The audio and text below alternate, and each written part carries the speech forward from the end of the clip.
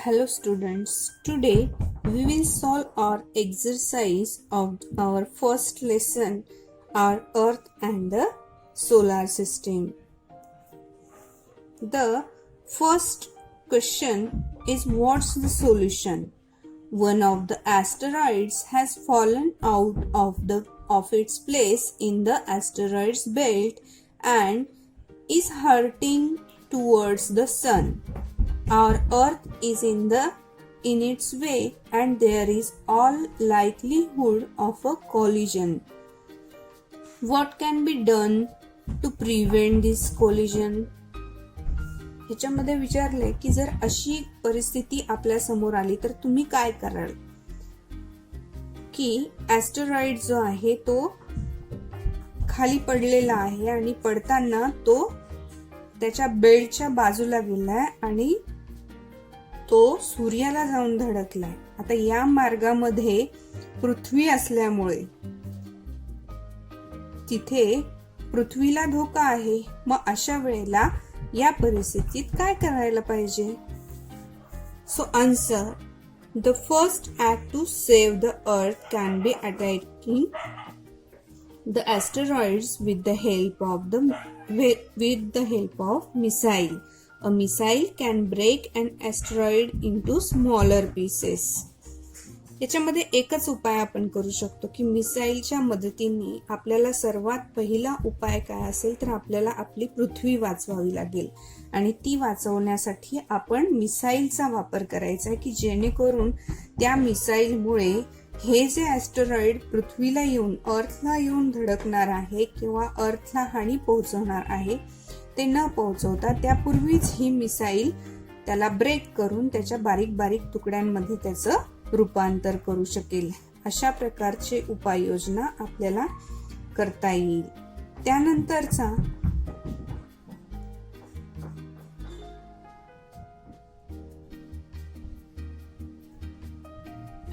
अजून काय करता येईल? The second way is to change the path of an advancing asteroid. For changing the path of the asteroid, spaceship for missile can be used to push the asteroid aside. जर आपण ॲस्टेरॉइडला break करू शकत नसो तर second जो काही आपल्याला उपाय आहे तो आहे की आपण त्याचा मार्ग बदलायचा आहे. मार्ग बदलल्यामुळे काय होईल तर पृथ्वीला तो येऊन धडकणार नाही. त्यानंतरचा क्वेश्चन आहे बघा,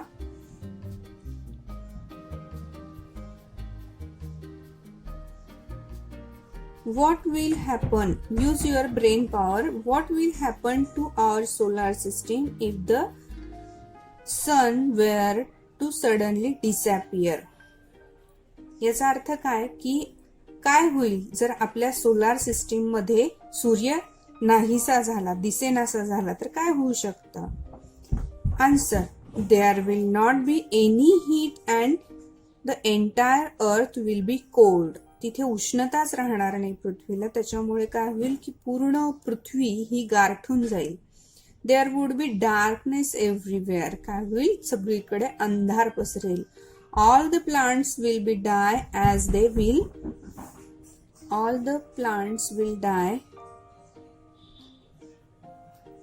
will not be able to perform photosynthesis. सगळे झाडं हे मरून जातील कारण त्यांना त्याच्या सूर्यप्रकाशामध्ये त्यांचं जे अन्न तयार ते करतात, प्रकाश संश्लेषण ज्याला आपण म्हणतो फोटोसिंथेसिस, तेच होऊ शकणार नाही. There will not day and night. आणि तिकडे रात्र आणि दिवस सुद्धा राहणार नाही. त्यानंतर बघा, suppose you want to give your address to a friend you have on the planet Mars. How will you write your address if you want them to understand exactly where you live? जर समजा की तुमचा मित्र हा Mars या प्लॅनेटवर राहतो आणि त्याला तुम्हाला तुमचा ऍड्रेस द्यायचा आहे तर अशा वेळी तुम्ही तुमचा ऍड्रेस कसा लिहाल? बघा, आता दुसऱ्या प्लॅनेटवर राहणाऱ्या फ्रेंडला आपल्याला जर ऍड्रेस द्यायचा असेल तर आपल्याला तो कसा द्यावा लागेल? First you have to write your name. For example, Swaroop Ghule. that Swami Vivekanand Nagar, then Pune, then write pin code number 411046, then write your state name Maharashtra, then country India, then continent of Asia, then planet number 3 Earth, solar system. Like this you have to write brief address to send your friend who live on the Mars planet.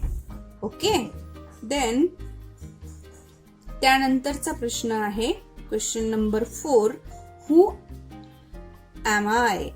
You can see me from the earth, but the lighted part of me that you see changes every day. तुम्ही मला पृथ्वीवरून पाहू शकता, पण माझा जो काही प्रकाशित भाग आहे तोच तुम्हाला पृथ्वीवरून रोज दिसतो. कोण आहे मी? Correct, moon. I have my own light. It is only from me that the planets get light and heat. Very good. Sun.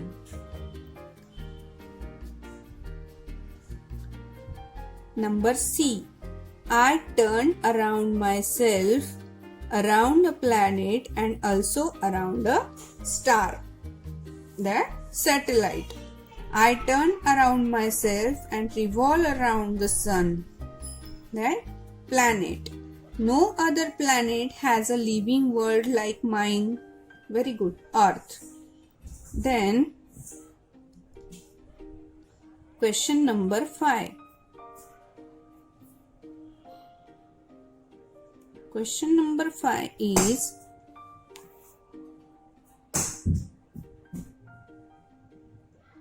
for what purpose are rocket used in space travel? कोणत्या कारणासाठी rocket use केले जातात? Rockets are used to send a spacecraft into space. A tremendous quantity of fuel is burned in rockets so that spacecraft weighing thousands of tons can be launched into space.